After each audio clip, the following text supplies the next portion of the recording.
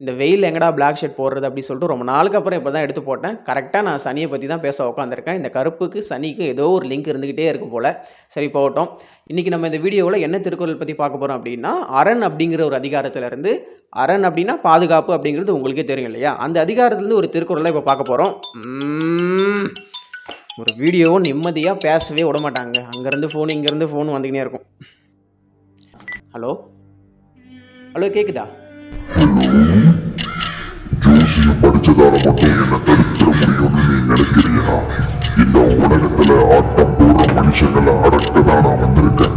இது என்னோட டைம். என்கிட்ட இருந்து ஒன்னால மட்டும் இல்ல, அந்த கடவுளால கூட இந்த 2 ராசியை காப்பாற்றவே முடியாது. ஏன்னா நீ படிச்ச ஸ்கூல்ல நான் ஹெட் மாஸ்டர் தான். யாருக்கு தெரிகிறதா ஜோசியரே? சாரி, ஜோதிட நல்லன்.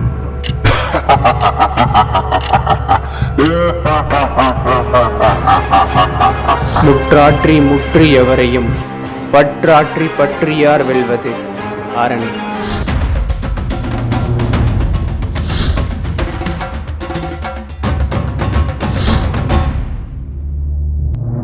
வீடியோ ஆரம்பிக்கிறதுக்கு முன்னாடி எப்பயும் சொல்கிற மாதிரி ராசி பலன் அப்படிங்கிறது ஒரு பொது பலன் தான், இது தொல்லிய பலன் கிடையாது. இதையே நீங்கள் முழு பலன் எடுத்துக்கிட்டு எந்த ஒரு பெரிய முடிவுகள் இருக்கக்கூடாது அப்படின்னு நான் முன்கூட்டியே சொல்லிடுறேன்.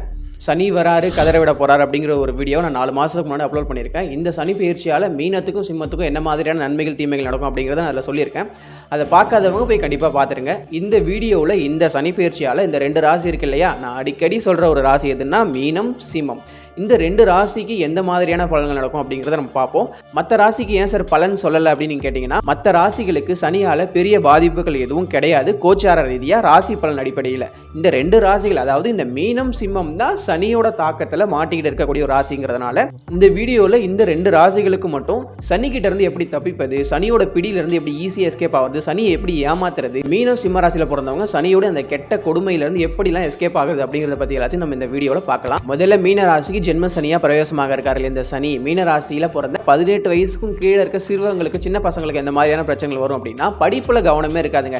இந்த 2.5 வருஷம் மீன ராசியில பிறந்த குழந்தைகள்லாம் இந்த பள்ளி பருவத்தில் இருக்க மாணவர்கள் கல்லூரியில கூட இருக்கலாம். இந்த மாதிரியான பள்ளி கல்லூரியில் படிக்கிற மாணவர்கள் படிப்புல எஜுகேஷன்ல ரொம்ப கவனம் செலுத்த வேண்டியது முக்கியம். இவ்வளவு நாள் நல்ல ரேங்க் எடுத்துட்டு இருப்பாங்க, எல்லா சப்ஜெக்ட்லயும் நல்லா ஸ்கோர் பண்ணிட்டு இருப்பாங்க. சடனா அப்படியே டவுன் ஆகிட்டே வந்துருவாங்கன்றதுனால படிப்புல இப்போ ரொம்பவே கூடுதல் கவனம் செலுத்த வேண்டியது முக்கியம். நிறைய பேப்பர்ல ஃபெயில் ஆகலாம், இல்லை நிறைய சப்ஜெக்ட்ல ஃபெயில் ஆகக்கூடிய சூழ்நிலைகளும் உருவாகும். அப்படிங்கிறதுனால இந்த மீனராசியில பிறந்த 18 வயசுக்கும் கீழே இருக்க இந்த இளம் மாணவர்கள் இல்லை சின்ன சின்ன பசங்க எல்லாருமே படிப்புல கவனம் செலுத்தணும் அப்படின்னு சொல்லிட்டு நான் கேட்டுக்கிறேன். இதை தவிர்த்து பெரிய பிரச்சனைகள் எதுவும் அவங்களுக்கு வந்துடாது இந்த ஜென்ம சனியால. 18 வயசுக்கு மேல இருக்காங்க இல்லையா, அந்த இளம் வயதினர், அதாவது கல்லூரி பருவத்தில் இருக்கலாம், இல்லை வேலை செய்யறவங்களா இருக்கலாம், இவங்க எல்லாருக்குமே இப்போ ஒரு காதல் தோல்வி, ஒரு பிரேக்கப் கண்டிப்பா நடக்க போகுது. மீனராசியில பிறந்து நீங்க லவ் பண்ணிக்கிட்டு இருக்கீங்க அப்படின்னா, ஆணோ பெண்ணோ யாரோ வேணா இருக்கட்டும், நீங்க லவ் பண்ணிக்கிட்டு இருக்க ஒருத்தர் உங்களை விட்டு பிரிந்து போகக்கூடிய ஒரு சூழ்நிலை கண்டிப்பா உருவாகும். அதனால உங்களுக்கு மன அழுத்தம், டிப்ரெஷன், ஸ்ட்ரெஸ் எல்லாமே கண்டிப்பா உருவாகும்ன்றதை நான் எல்லா வீடியோவும் தொடர்ந்து சொல்லிக்கிட்டே தான் இருக்கேன். காதல் விஷயத்துல மீனராசிக்காரங்க ரொம்ப கவனமா இருக்க வேண்டியது முக்கியம். கண்டிப்பா பிரேக்கப் நடக்கும். அவ்வளோ சீக்கிரம் யாரையும் நம்ப வேண்டாம். மற்றவங்களை நம்பி உங்களுடைய பணத்தையும் மனசையும் தொலைச்சி ஏமாற வேண்டாம் அப்படிங்கிறது தான் இந்த இளம் வயது கொண்ட மீனராசிக்காரங்களுக்குலாம் நான் வைக்கிற ஒரு வேண்டுகோள். அடுத்ததாக கல்யாண வயசுல இருக்க மீனராசிக்காரங்களுக்கு கண்டிப்பாக கல்யாணம் ஆகும். இந்த ஜென்ம சனியில கல்யாணம் நடக்கும், குழந்தை பிறக்கும், சில சுப நிகழ்ச்சிகளும் நடக்கும். அப்படிங்கிறதுனால கண்டிப்பாக கல்யாணம் ஆகும். கடன் வாங்கி கல்யாணம் செய்ய வேண்டியதாக இருக்கும், கடன் வாங்கி வீடு கட்ட வேண்டியதாக இருக்கும். அந்த கடன் அப்படிங்கிற ஒரு பிரச்சனை இருந்துகிட்டு தான் இருக்குமே தவிர, அதே நேரத்தில் சில சுப விஷயங்களும் நடக்கும். திருமண விஷயத்தில் சின்ன சின்ன சண்டை வரலாம், இதெல்லாம் பெரிய அளவுக்கு பூகம்பமாக எதுவும் வெடிக்காது அப்படின்னு நான் சொல்லிடுறேன். வேலை செய்கிற இடத்துல சில சண்டைகள், பிரச்சனைகள், நீங்கள் செய்யாத தப்புக்கு உங்கள் மேலே தண்டனை கொடுக்கலாம்.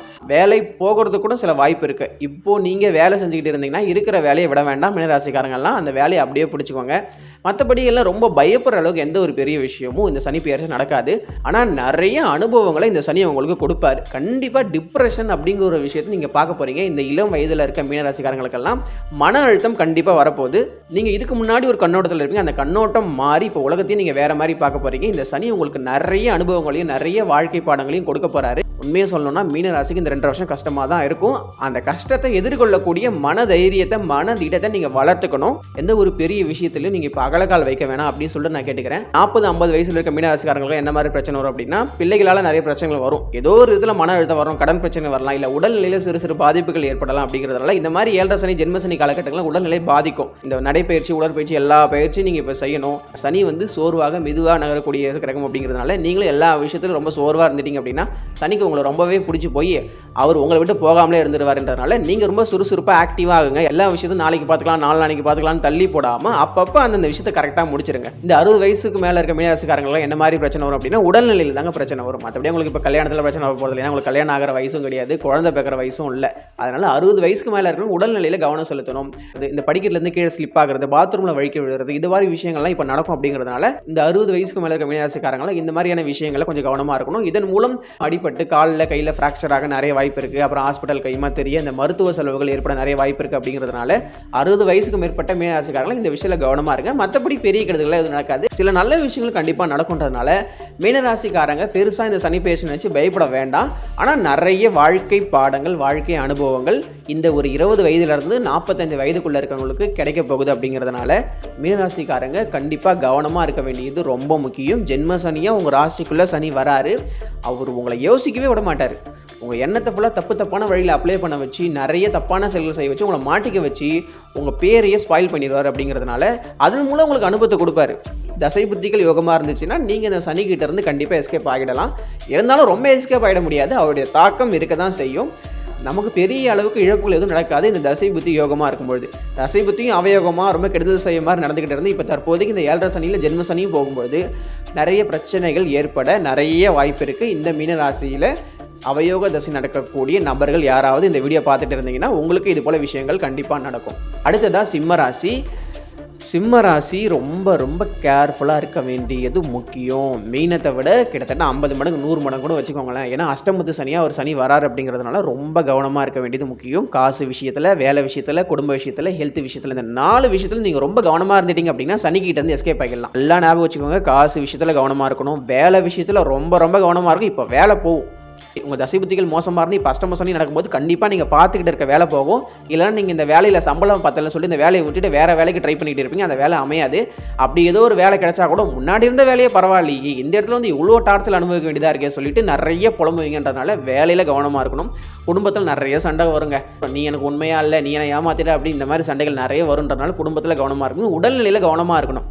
இந்த வண்டி வாகனத்தில் போகும்போது பார்த்து கண்டிப்பாக போகணும். இது எல்லாருமே சொல்கிற ஒரு பொதுவான விஷயம் தான். ராசி பலன் இதை தவிர்த்து வேறு எந்த விஷயத்தை நம்ம பொதுவாக சொல்ல முடியாது இல்லையா? நான் உங்களுக்கு கரெக்டான ஒரு பலனை சொல்லணும் அப்படின்னா உங்கள் ஜாதகத்தை நான் பார்க்கணும். வெறும் உங்கள் ராசியை மட்டும் வச்சுக்கிட்டு கரெக்டான விஷயத்தை சொல்ல முடியாது. இதே சிம்ம ராசியில் கிட்டத்தட்ட லட்சக்கணக்கான பேர் இருப்பாங்க. இப்போ நான் சொல்கிற விஷயங்கள் எல்லாம் அப்படியே நடக்குமானா நடக்காது. ஒரு சில பேருக்கு நடக்கும். ஏன்னா இது பொது பலன் அப்படிங்கிறதுனால பொதுவாக இந்த சிம்ம ராசிக்கு சனி பெயர்ச்சி நல்லா இல்லை, அதுக்காக எல்லா சிம்ம ராசிக்காரங்களும் நல்லா இருக்க மாட்டாங்க அப்படின்னு அர்த்தமே கிடையாது. ராசி பலன் பொது பலன்றதை நீங்கள் மைண்டில் வச்சுக்கோங்க. இருந்தாலும் கோச்சார ரீதியாக இந்த அஷ்டமத்து சனி கெடுதல் செய்யக்கூடிய ஒரு காலகட்டமாக இருக்கிறதுனால சிம்ம ராசிக்காரங்க எல்லாம் கவனம் கவனம் கவனம். கல்யாணம் இது போல சுப காரியங்கள் நடக்கும்னு கேட்டிங்கன்னா திரும்பவும் தசை புத்திக்கு தான் வருவேன். உங்களுக்கு தசை புத்திகள் நடந்தால் கண்டிப்பாக கல்யாணம் நடக்கும், குழந்தை பிறக்கும், எல்லாமே நடக்கும்.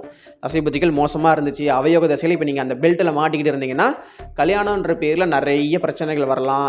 என்கேஜ்மெண்ட் ஆகி மாப்பிள்ளைக்கு பொண்ணு பிடிக்கல, பொண்ணுக்கு மாப்பிள்ளை பிடிக்கல, எங்களுக்குள்ள மிஸ் அண்டர்ஸ்டாண்டிங் ஏற்பட்டது அப்படின்னு சொல்லிட்டு அது நிற்கிறது கூட நிறைய வாய்ப்புகள் இருக்குன்றதுனால சிம்மராசியில் பிறந்தவங்களாம் இப்போ கல்யாணம் பண்ண போகிறீங்க அப்படின்னா 1க்கு 2 முறை நீங்கள் உங்கள் ஜாதகத்தை புரட்டி பார்த்துட்டு நல்ல ஜோசியர்கிட்ட போய் பார்த்துட்டு அதுக்கப்புறம் திருமணத்தை பண்ணுங்கள்.